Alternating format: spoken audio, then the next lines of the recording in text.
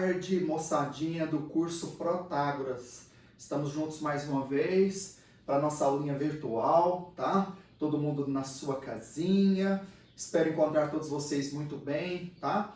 E nós vamos dar sequência à nossa primeira aula em que começamos o capítulo Termoquímica, tá? Mais uma vez, coloco à disposição, gente, o meu blog.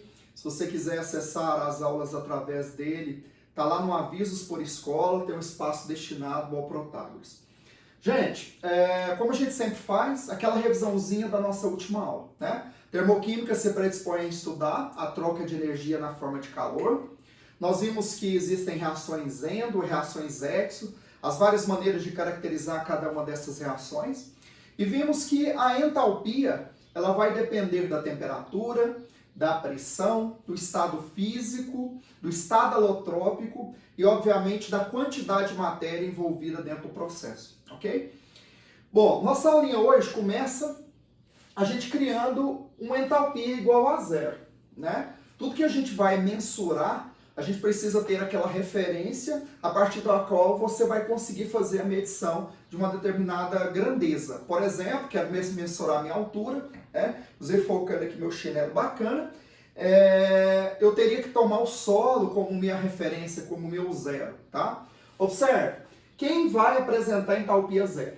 Define-se de forma universalmente aceita que toda substância simples ou humilde, em estado padrão, ou seja, no estado físico alotrópico mais estável, a 298,15 Kelvin e 1 bar, tem entalpia padrão por definição igual a zero, mesmo não sendo nula sua entalpia absoluta em tal estado. Professor de Deus, e se fosse para entender? Galerinha, toda e qualquer substância simples submetida ao estado padrão vai ter uma entalpia igual a zero. O que seria esse estado padrão? Nós vamos condicionar o estado padrão como sendo condições ambientes ou ambientais, ok? 298,15 Kelvin, que seria os 25 graus Celsius, e 1 bar, que seria 100 mil Pascal, ou 100 quilopascal. Tá? Esse 1 bar, gente, sempre lembrando que é aproximadamente 1 atm. Bom, se você está no estado físico condicionado por essas duas condições, e nós temos a forma alotrópica mais estável, nós teremos ali aquela substância com entalpia zero. Sempre lembrando que quando você cria uma referência, não significa que aquela substância de forma absoluta não tenha uma entalpia. Ok? Ficou claro? Bom, eu gostaria de destacar com vocês agora, essa é uma matéria trabalhada lá na Química Geral, quais são as principais formas alotrópicas dos 4 elementos que nós temos que conhecer e qual dessas formas alotrópicas seria a mais estável, tá? Começando pelo carbono, o carbono pode ser encontrado na natureza na forma de diamante, na forma de grafite, né? Nós temos outras formas alotrópicas como buckball, fullerenos, nanotubos, grafeno.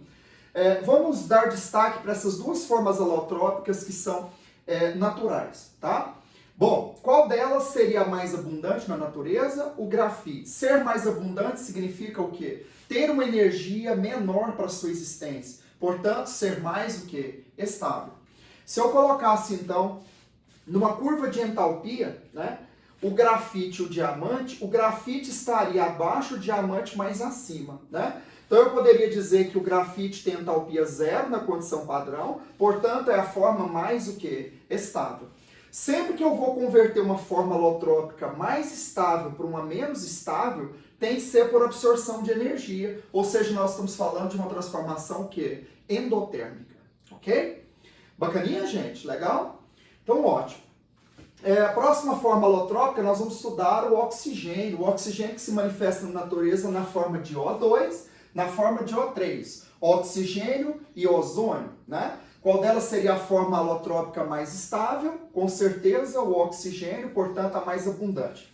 Bom, apareceu o gráfico do diamante aqui novamente, vamos focar nessa parte, com bastante efeito para a gente se sentir bem nesse momento. O oxigênio a 25 graus Celsius e 1 atm vai ter o nível zero de entalpia. Logo acima nós teríamos o ozônio. Logo acima nós teríamos o oxigênio atômico, que seria o oxigênio sem estabelecer ligação química. Portanto, aqui esse oxigênio estaria numa forma mais instável do que o próprio ozônio e o oxigênio, tá? Se eu vou de uma forma mais estável para menos, eu teria uma absorção de energia nesse processo endotérmico. Esfera radical?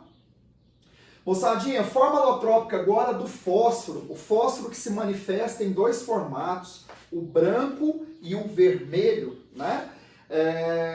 Nós estamos aqui diante de duas estruturas, uma delas o P4, né? E o outro P4 numa fórmula praticamente lembrando aí um polímero, ok? Bom, desses fósforos nós temos aqui como sendo zero, ou seja, o mais estável, o fósforo vermelho. Então nós vamos considerar o fósforo vermelho como entalpia zero. Ir do vermelho para o branco, um processo endotérmico, né? Porque você está saindo do mais estável e indo para o menos estável, ok?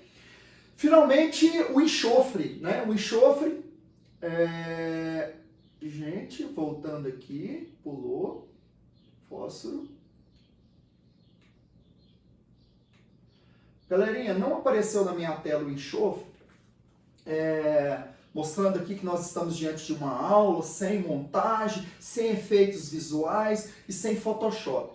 O enxofre, ele se manifesta na natureza no formato rômbico e no formato monoclínico, tá? Vai estar para você lá no slide certinho, lá no blog, tá? Mas eu gostaria que aqui na nossa aulinha simplesmente mencionasse. Entre o rômbico e o monoclínico, que são cristais em formatos diferentes, o mais estável vai ser o rômbico. Então vamos lá, uma pequena revisãozinha então. Nós temos grafite e diamante sendo o grafite o zero.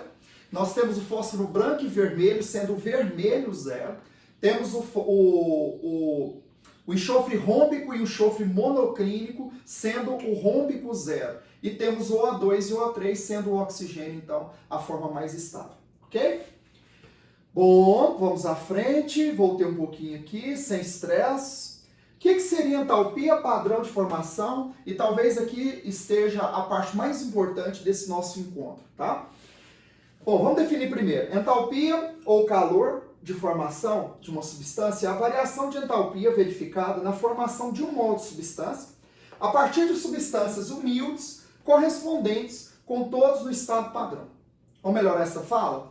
Se eu partir de substâncias simples para obter um molde de uma determinada substância, respeitando as condições do estado padrão, nós teremos ali o famoso calor de formação, tá? Gente, vocês vão entender que esse calor de formação ele vai ganhar uma certa importância para nós dentro da termoquímica, porque vai nos dar a primeira possibilidade de fazer o cálculo de ΔH de uma equação qualquer, tá? A representação dele vai vir com esse Fzinho embaixo para dizer que é entalpia de formação, e essa bolinha em cima para expressar que aquela condição estabelecida é o próprio estado padrão, ok? Bom, gente, muita atenção para essa explicação. Eu estou colocando aqui para vocês um gráfico de entalpia em que nós estamos partindo de H2 mais meio de O2 no estado gasoso e chegando da água no estado líquido. Como já vimos em aula anterior, setinha voltada para baixo significa a energia que está sendo liberada. Então estão sendo liberados aqui 286,6 kJ, ok? Bom, se nós colocássemos essa equação no papel, H2 mais meio de O2 dando água. Perceba que uma aproximação, em vez de 286,6, eu já vou colocar 286 de um valor aproximado, ok? Bom, como nós já combinamos, o ΔH de uma reação é calculado pela entalpia final menos a inicial. O que seria final na química? Os produtos. Inicial, os reagentes. Só que olha o detalhe interessante. Entalpia desse hidrogênio, zero. Substância simples. Entalpia desse oxigênio, zero. Professor, lembrando que é 0 vezes meio. Silêncio, zero. Então nós estamos percebendo que a entalpia dos reagentes propositalmente é zero. Significando que esse valor que nós medimos aqui de uma forma experimental, ele é a própria entalpia da água. Observe isso. Se esse valor, então, é zero, o ΔH da reação, ele vai ser a própria entalpia dos produtos. Como você tomou o cuidado de ter um produto único e a formação de um único mol dele, obviamente, então, nós vamos poder dizer que esse valor de entalpia é a própria entalpia da água. Lembra no iniciozinho da nossa última aula teórica que eu disse que não é possível medir entalpia. Só é possível a gente medir variação de entalpia. O que nós acabamos de fazer aqui? Criar uma condição teórica para que a variação de entalpia mensurada no laboratório passe a ser a própria entalpia daquela substância que nós estamos trabalhando. Logo, a entalpia de formação ela é numericamente igual à entalpia individual de uma determinada substância. Fera, gente? Professor, deixa eu ver se eu entendi alguma coisa além do bom dia que você não deu. Quando o indivíduo fornecer para você uma tabelinha com valores de entalpia de formação, o que hoje é mais comum nas questões, ele fornecer só a entalpia de formação daquela substância que você vai fazer uso, eu tenho que encarar aquele valor como sendo a própria entalpia daquela substância. Então, se eu leio aqui, o cálcio no estado sólido tem entalpia zero, é pelo fato dele ser uma substância simples e estar submetido à condição de estado padrão, tá? Agora, o óxido de cálcio tem uma entalpia de menos 151,9. Significa, então, que essa é a entalpia individual dessa substância. Ficou claro?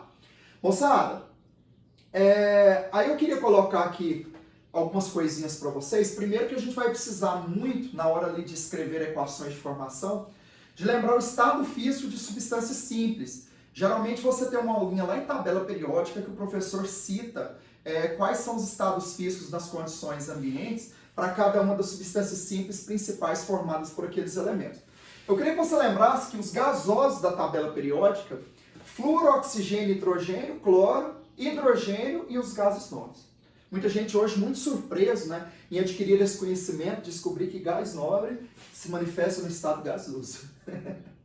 Gente, desculpa. Lembra daquela frasezinha da eletronegatividade? Fui ontem no clube, até o Cl é gás. Aí você acrescenta o hidrogênio e os gases nobres. Nós temos duas substâncias simples nas condições ambientes que são líquidas. O bromo, né, que é o ametal, e o metal mercúrio, ok? E os demais nós vamos considerar eles todos o quê? Sólidos. Perfeito? Então a gente encerra esse primeiro momento nosso enxergando aqui algumas reações de formação. Quando o exercício falar escreva a equação de formação do fulano de tal, você vai simplesmente se preocupar. Aquela substância que ele me pediu, obrigatoriamente na frente dela como balanceamento tem que ter 1. Encontra o carbono na natureza na sua forma sólida. Aí é a hora de você aplicar o conhecimento que acabamos de ver. Qual forma sólida do carbono é 0? Grafite. Então, C grafite mais O2 no estado gasoso, gasoso, está dando CO2. Quer dizer que esse menos 394 kJ é a própria entalpia de quem? Do CO2. Ok? Formação da água, que já vimos, né? Essa última equação, gente, eu coloquei aqui para você perceber, seria uma entalpia de formação? Não. Isso aí já vai para um tema que nós vamos ter agora na nossa próxima aula teórica, que já teríamos aqui uma reação de combustão. Combustão, reagir com oxigênio, formando óxidos correspondentes. Então perceba, as duas primeiras expressam para mim a própria entalpia dessas substâncias. Esse valor, menos 2.220, eu já não poderia dizer que é a entalpia do propano. Porque aqui nós temos outras substâncias envolvidas e não temos a formação de uma única substância. Percebam aqui, essa entalpia seria 0, esse não seria 0, não seria 0, não seria 0. Obviamente, então, essa entalpia não pode ser dada como entalpia individual dessa substância. Perfeito? Gente, aquele abraço para vocês. Peço desculpa por não ter aparecido a alotropia do enxofre, foi um erro de configuração aqui da minha aula, mas de coração para vocês, e a gente volta no segundo momento agora para resolver alguns exemplos aplicando esses conceitos. Beijão, até a próxima.